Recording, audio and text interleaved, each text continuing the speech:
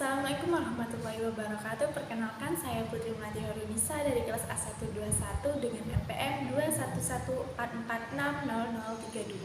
Di sini saya akan menjelaskan materi yang sangat menarik teman-teman, yaitu tentang partisipasi politik warga negara Indonesia dan warga sebagai makhluk hukum. Warga negara di bidang hukum dan pemerintahan.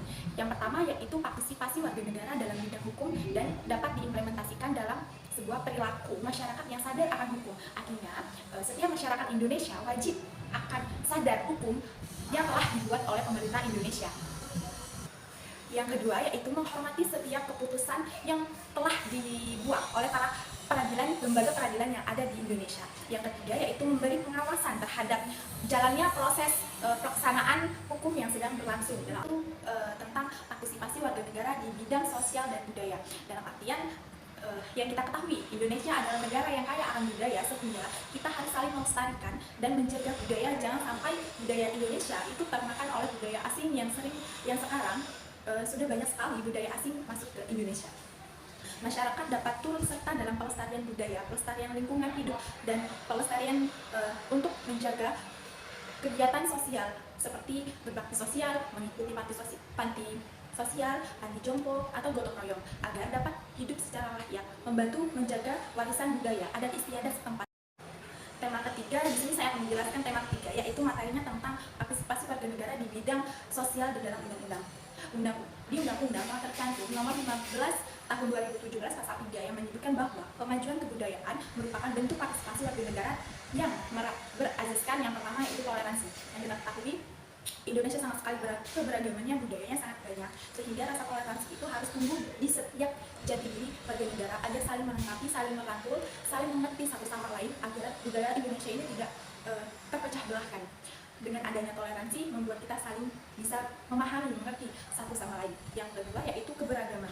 Keberagaman budaya yang ada di Indonesia yang kita ketahui sangat banyak, baik dari itu sisi agama, suku, ras, budaya, dan masih banyak lagi.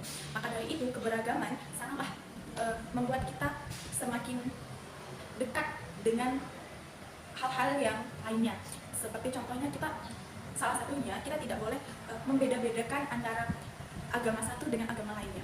Yang ketiga yaitu kelokalan, dalam artian budaya lokal yang ada di daerah kita sendiri harus kita jaga. Jangan sampai budaya lokal kita ini hilang dimakan zaman hanya gara-gara adanya materi yang keempat, yaitu partisipasi warga negara di bidang ekonomi. Masyarakat dapat berpartisipasi dalam kegiatan ekspor dan impor yang dilakukan oleh pemerintah, menggunakan produk-produk dalam negeri dan turut serta dalam meningkatkan pertumbuhan ekonomi di Indonesia dan membuka lapangan pekerjaan sehingga dapat membantu mengurangi angka pengangguran yang ada di masyarakat.